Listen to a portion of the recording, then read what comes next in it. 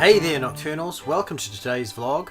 So I have to apologise for the one side of my face that's not quite lit so well, and then this side of the face that's really hot, and this side of the face may be a bit blue, but this side of the face might be a bit yellow or red or white.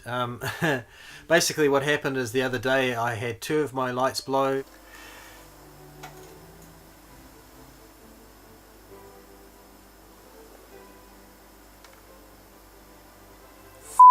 A duck.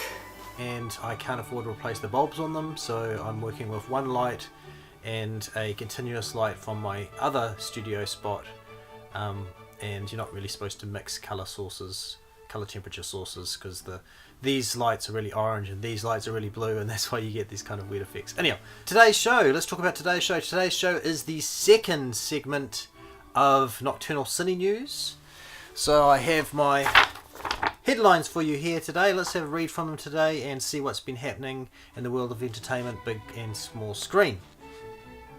At the 2016 Primetime Emmy Awards, Game of Thrones won Top Drama Prize and Veep snagged the Top Comedy Award. On the night where People vs. O.J. Simpson led the pack with 5 wins overall, Game of Thrones actually won 3 awards at the 68th Annual Emmy Awards on Sunday night. The HBO show pushed its total number of awards to 38. One more award than Fraser, making it the most ever for any primetime TV show. The Primetime Emmy Awards also pay tribute to some of the artists that we lost this year, including Gene Wilder, Patty Duke and Anton Yelchin. As expected, Clint Eastwood's Sully enjoyed a second straight weekend atop the box office, as Blair Witch and Bridget Jones' Baby failed to knock it out of its top perch. In fact, both of these films failed to make $10 million at the opening box office. And Open Road's Snowden pretty much performed as to be expected. With an estimated $22 million, Sully dropped only 37% in its second weekend, as the film's domestic queue stands at $70.5 million. Just $1.8 million shy of the entire run of Tom Hanks' Bridge of Spies, which went on to earn 6 Oscar nominations last year, including 1 win for Best Supporting Actor. So that means that Sully looks to be an Oscar contender at this year's awards. Damien Chazelle's La La Land won the Toronto Film Festival's People's Choice Awards.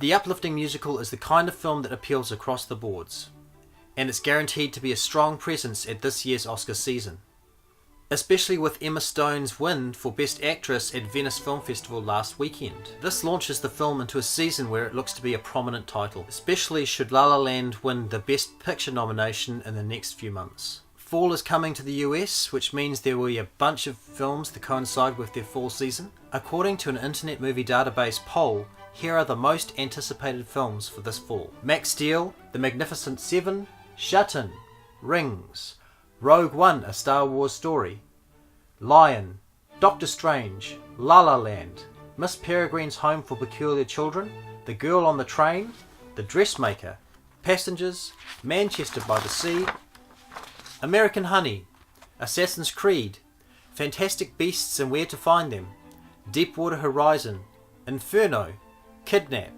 Allied, The Birth of a Nation, Masterminds, Jack Reacher, Never Go Back, Goat, Storks, Sing, Moana, Keeping Up with the Joneses, The Late Bloomer, The Accountant, Trolls, Kevin Hart, What Now, Billy Lynn's Long Halftime Walk, Bad Santa 2 and Ouija, Origin of Evil.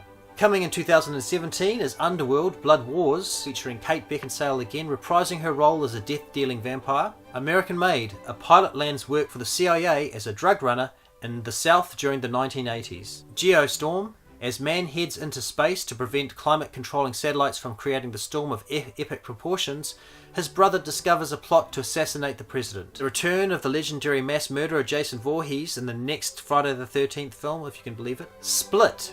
Kevin, a man with at least 23 different personalities, is compelled to abduct 3 teenage girls. As they are held captive, a final personality, the Beast, begins to materialize. Monster Trucks. Looking for a way to get away from a life and town he was born into, Trip. A high school senior builds a monster truck from bits and pieces of scrap cars. After an accident at a nearby oil drilling site displaces a strange and subterranean creature with a taste and talent for speed. That sounds like it's going to suck. The trailer looks pretty shit. I don't know if I'm really interested in monster trucks.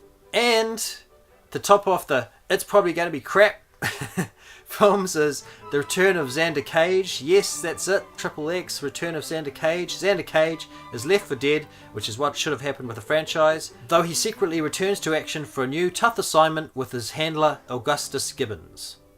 Sounds like it will suck. So that's it for Nocturnal Cine News. I hope you've had a great day. I hope you've hit all your goals. If you haven't hit your goals, don't worry. Remember, there's always tomorrow, because today is just one day in the rest of your life. And I will talk to you tomorrow. Bye for now.